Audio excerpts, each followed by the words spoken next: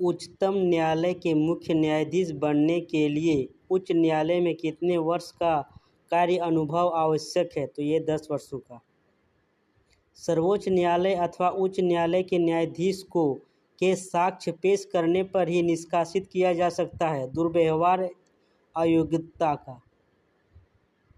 अनुच्छेद 143 के तहत परामर्श के लिए किसी मामले को सर्वोच्च न्यायालय में कौन भेज सकता है? तो राष्ट्रपति भेज सकते हैं।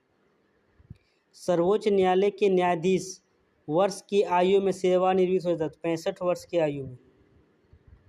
उच्च न्यायालय के न्यायाधीशों के संबंध में निम्नलिखित में से कौन कथनों पर विचार कीजिए? तो ध्यान से देखिए, वह राष्ट्रपति द्वारा नियुक्त किया जाता है। तो उच्च न्यायालय के न्यायाधीश को राष्ट्रपति द्वारा नियुक्त किया जाता है।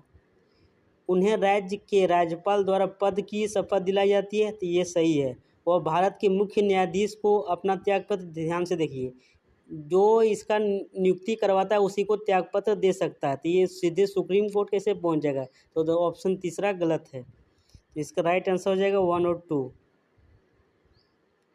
जिला न्यायाधीश की नियुक्ति निम्नलिखित में से किस प्राधिकरण द्वारा की जाती है?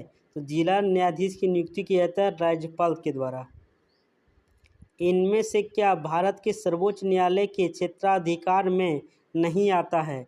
तो वित्तीय क्षेत्राधिकार में नहीं आता है, यानी पैसा कौड़ी वाला नहीं आता है। निम्नलिखित में से कौन उच्च न्यायालय के न्यायाधीशों को पद की शपथ दिलाती है? उच्च न्यायालय के न्यायाधीशों को पद की शपथ दिलाता है राज्य के राज्यपाल द्वारा।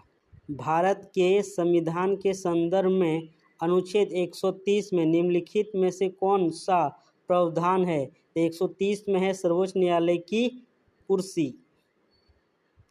सर्वोच्च न्यायालय किस अनुच्छेद के तहत रिट जारी कर सकता है? अनुच्छेद 32 के तहत।